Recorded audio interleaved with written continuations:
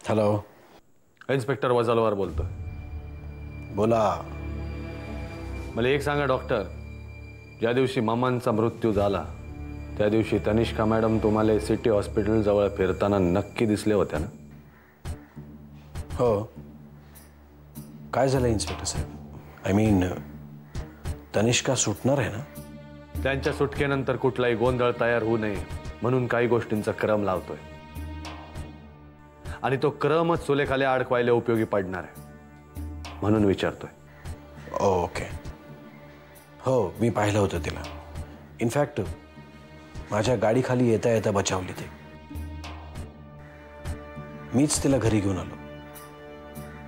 खूपच गोंधळलेली वाटत होती. म्हणजे तिला काही कळत नव्हतं असं दिसलं. त्या तशा अवस्थेतून बाहेर कधी आल्या?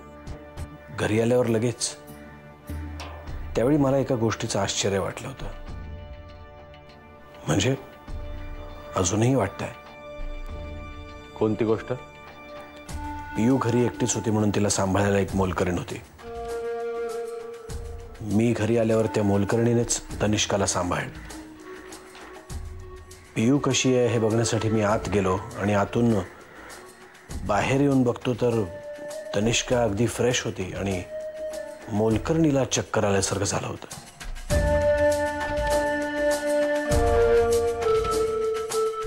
Thank you doctor, thank you very much.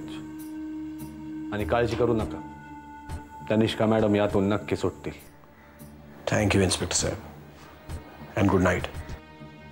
Good night doctor.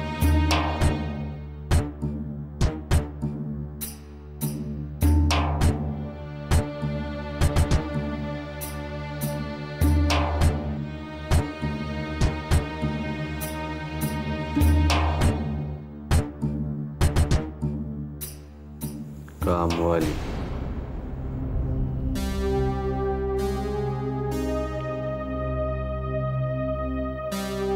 पण मी काय म्हणतोय पूनम काकू, तुझं असं एकटीने जाणं, एकटीने राहणं गरजेचं आहे का? आणि इतकं सगळं झाल्यानंतर काकू, सुलेखा, शुभ्रा, शिक्षा ही लहानपणीच व्हायला लागते.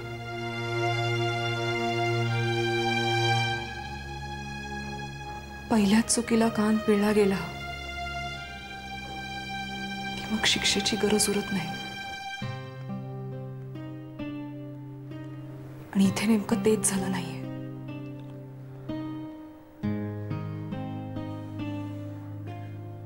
आणि आता मला अजून उशीर नाही करायचा. पण सुलेखाला अद्दल घडवायला गेलेल्यांचं काय झालंय माहितीये तुला?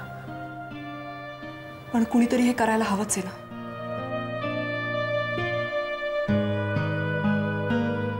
जे कोणी करेल त्याचं काय होणार आहे आपल्याला माहिती आहे.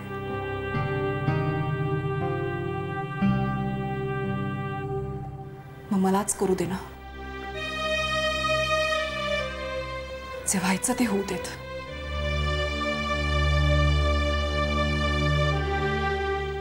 किमान मी केलेल्या चुकांची शिक्षा मला मिळाली असं मी समजेन. काकू असं का बोलताय? बोलायला लागतंय. आपल्या चुकांची, पापांची शिक्षा आपण भोगतोच. पण मग ती शिक्षा तिला भोगू दे ना, तू का? आणि काकू, तुम्हाला हे सगळं कळलंय, हे सुलेखाला कळलंय, त्यामुळे धोका जास्त आहे. उलट आता कसलीच भीती नाहीये.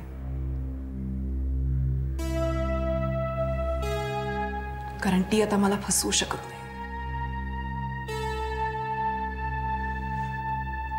खूप फसवलंय तिने आयुष्यात मला. खूप फसवलंय. तर मला तिला फसवू दे.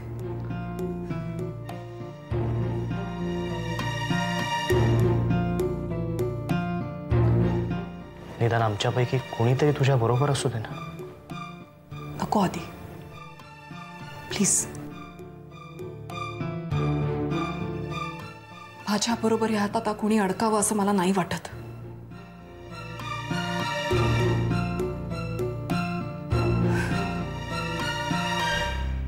बाकी सगळं त्या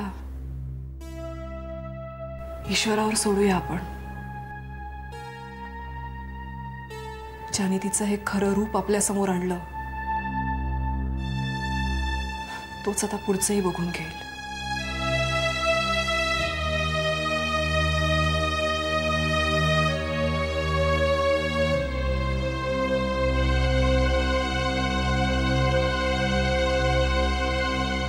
हा फ्लॉवर पॉट मी घरी नेला तर चालेल ना?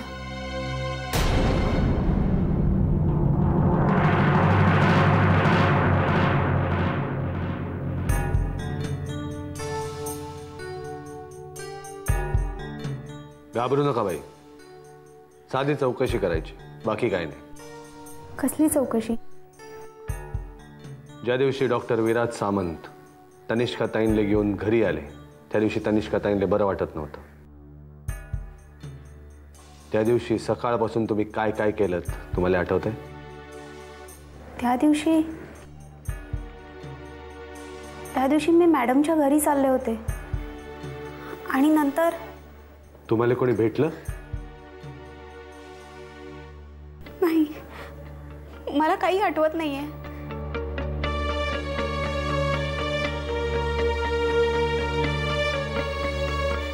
मी जेव्हा डोळे उघडले तेव्हा मी तनिष्का मॅडमच्या घरी होते. हे बघा बाई, नीट आठवून बघा, कारण मध्ये बरंच काही घडून गेलं.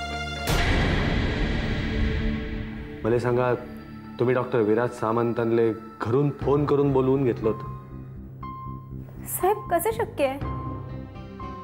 माझ्याकडे तर साहेबांचा नंबरही नाहीये. आणि मी कशाला करू साहेबांना फोन? तुम्ही नक्की फोन नाही केला? नाही साहेब, मी खरंच त्यांना फोन केला नाही. बघा बाई, नीट आठवा. नाही साहेब, मी खरंच फोन नाही केला त्यांना आणि मला खरंच काहीच आठवत नाहीये. मी खरं सांगते साहेब, मी कशाला करू फोन? ठीक आहे बाई, तुम्ही एक काम करा, या तुम्ही.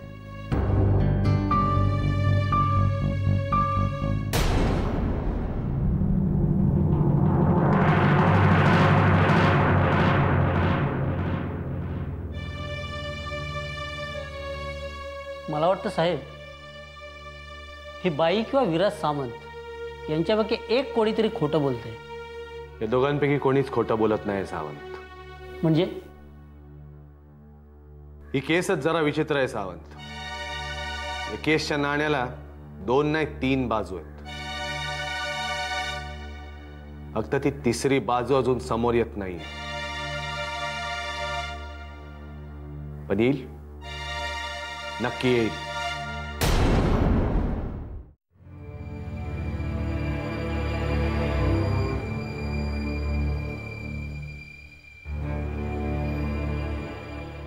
कशा बोलवलं मला? कळेल कळेल आता. अरे कळेल काय, कामं असतात आपल्याला. अरे तुम्ही असं बोलता जसं काय आपल्याला हजेरी द्यायची आहे. आवाज लय मस्त आहे तुमचा. अरे एकदम खणखणीत. युनियन लीडर का नाही होत जगन शेठ? नाही म्हणजे साहेब, म्हणजे मला काय म्हणायचं होतं. पोलीस स्टेशन मध्ये तुले काय म्हणायचंय यापेक्षा मले काय म्हणायचं हे जास्त महत्वाचं आहे. इथं स्वतःहून येणारे लोक त्यांले काय हवं ते बोलतात, आणि तुझ्यासारखे बोलवून आणलेले आम्हाला काय हवं ते बोलतात.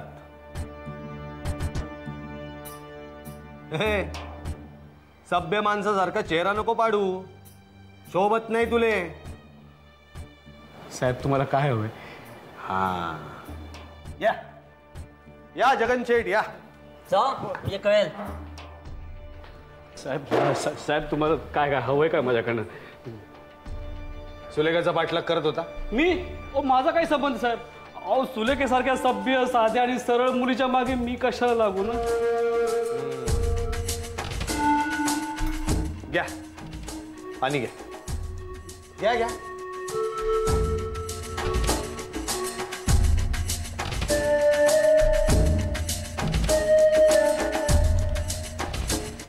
लिया, दिवसभर काय काय करता?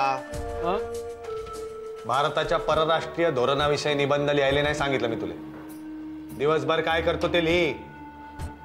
माझ्यासारखा माणूस काय करणार साहेब ना? बरोबर, मी सांगतो. लिही. 1. यशवंतराव सरंजामे बरोबर ड्रायव्हर म्हणून फिरणे. 2. दुपारी त्यांना घरी सोडणे आणि त्यानंतर शेट्टी नावाच्या बार मालकाला भेटणे. साहेब. 3.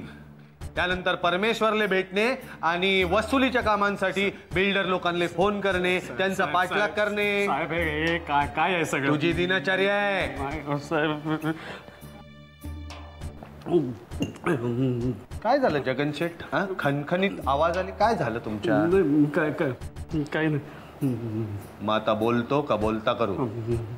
हो सर, मी त्या दिवशी सुलेखाच्या पाठीवर. सावंत. Yes sir. जगन शेठ बोलतायत, लिहून घ्या. आणि खणखणीत आवाजात बरं का जगन शेठ. बोला. त्या दिवशी मी साहेबांबरोबर गेलो होतो. गाडी मीच चालवत होतो. बोला कुसुमात्या, कसं वाटतंय आता?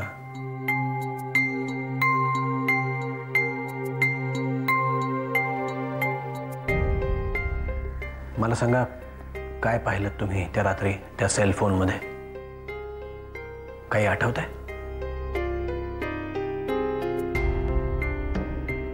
मी सांगू? सुलेखाबद्दल काहीतरी होतं. तिचं बोलणं, तिचा कबुली जबाब.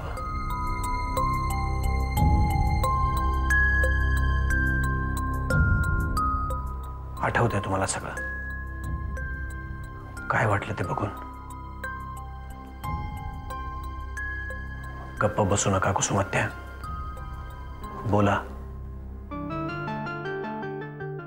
सांगा मला, काय वाटलं तुम्हाला? राग आला?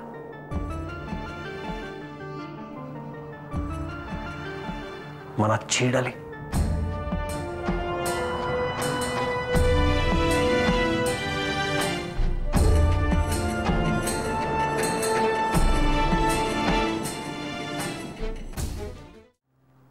कुसुमात्या, आता सुलेखाचा गुन्हेगार म्हणून विचार करू नका. ती तशी नाही आहे असं समजा. ती तुमच्यासारखीच आहे, एकटी पडलेली, सतत तुमच्या बरोबर असणारी, तुम्हाला प्रेमाने कुसुमात्या म्हणणारी.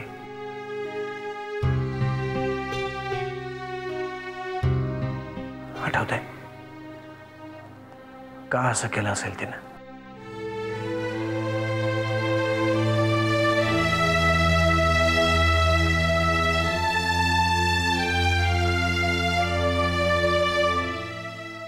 कुसुमात्या, विचार करा.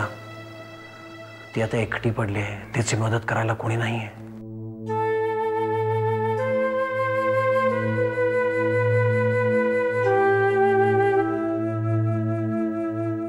ठीक आहे कुसुमात्या, आता कसलाच विचार करू नका. शांत व्हा.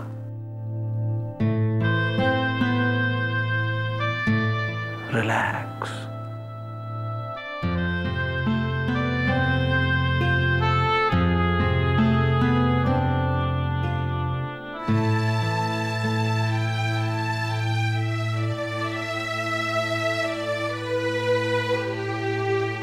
डॉक्टर, काय झालंय? कुसुमात्याला परत कधीच बोलता येणार नाहीये?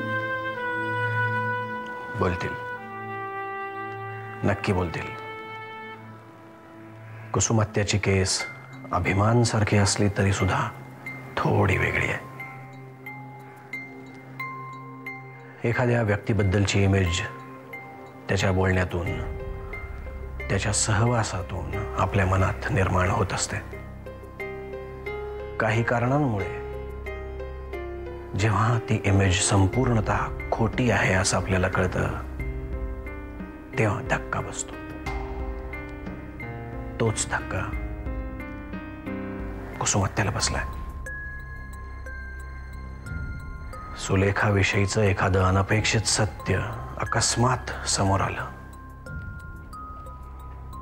त्यांना ओरडावंसं वाटलं असेल, जाब विचारावासा वाटला असेल, पण काही कारणामुळे त्याच्या प्रतिक्रिया, संताप मनातल्या मनातच राहिला आणि म्हणून त्यांची अशी अवस्था झाली.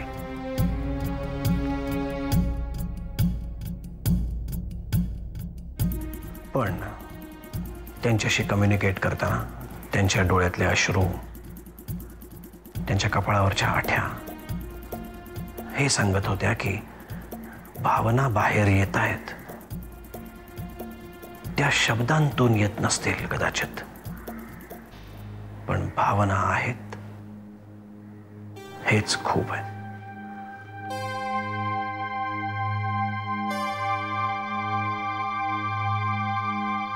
डॉक्टर, आम्हाला कुसुमात्या पुन्हा पूर्वीसारखीच भांडायला चिडायला हवीये.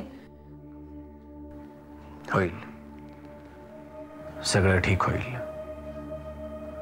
सप्रेशनचा ताण हळूहळू ओसरला की त्या बोलतील किंवा